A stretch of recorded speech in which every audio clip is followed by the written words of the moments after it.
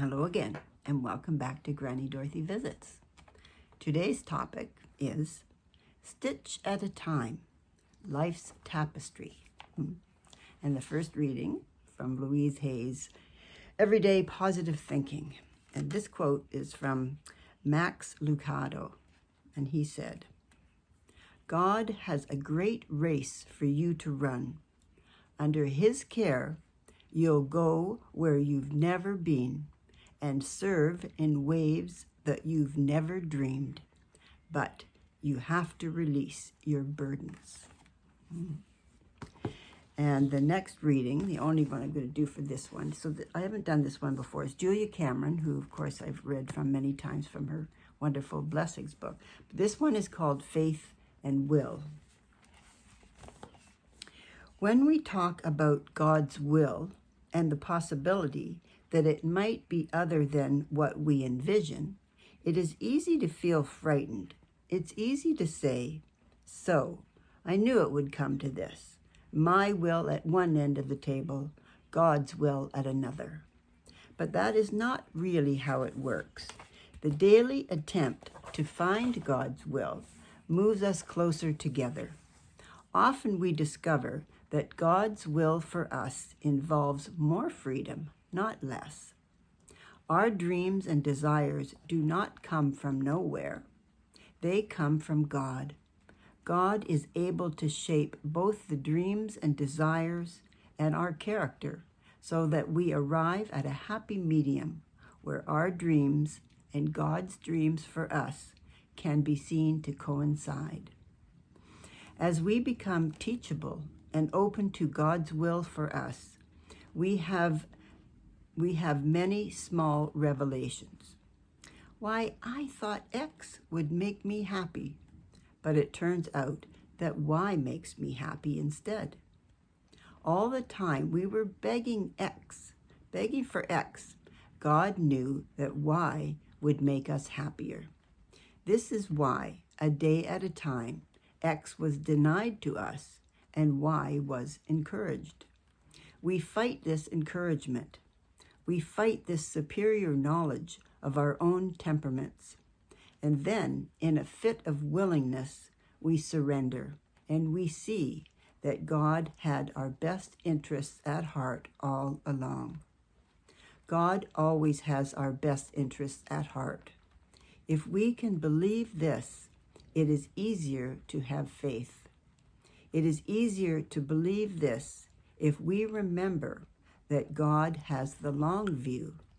God knows more of the variables. God knows not only what is best for us, but what is best for everyone. God is involved in working out a far more intricate dance than we can know the details of. We work on our corner of the tapestry, and we think, it is a tapestry about a fox. Beneath the fox is the animal that we can see, because the fox is the animal we can see. What we do not know is that it is a tapestry about a unicorn, and that the fox, peeking through the shrubbery, is way over in a tiny corner to the left. God's eye is on the unicorn and the fox. God's eye brings each one along a stitch at a time. We must be willing to be brought along. We must slow our willful pace down long enough to begin to get some idea of what it is that God may be up to with us. We must scan our consciousness for the areas where we are insisting that we have our own way. These areas must be gently surrendered to a higher will. If not this God, something better. Very often we have a hard time surrendering because we cannot envision something better that God may be up to. We have our ideas of what would make us happy, and we want to pursue them, whether they do in fact make us happy or not. I spent my 20s and my 30s pursuing a writing career in film and theater. I was always frustrated not to get further faster.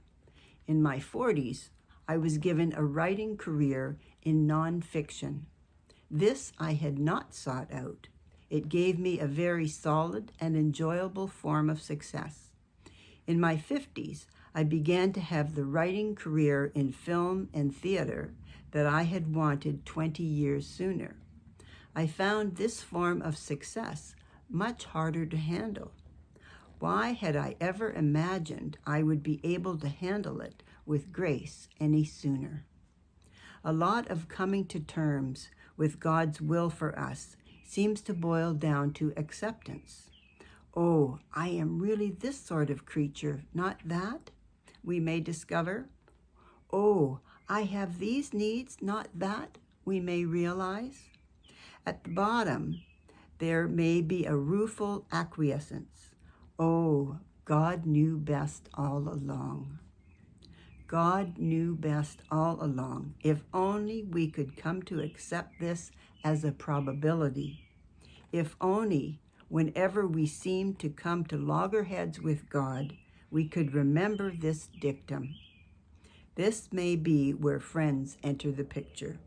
A friend might remember to tell us that something has actually worked out in our best interests. It wasn't what you thought you wanted, but it worked out for the best.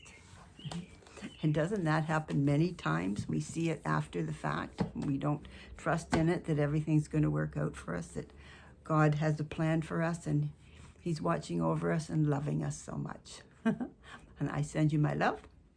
Until next Monday. Bye for now.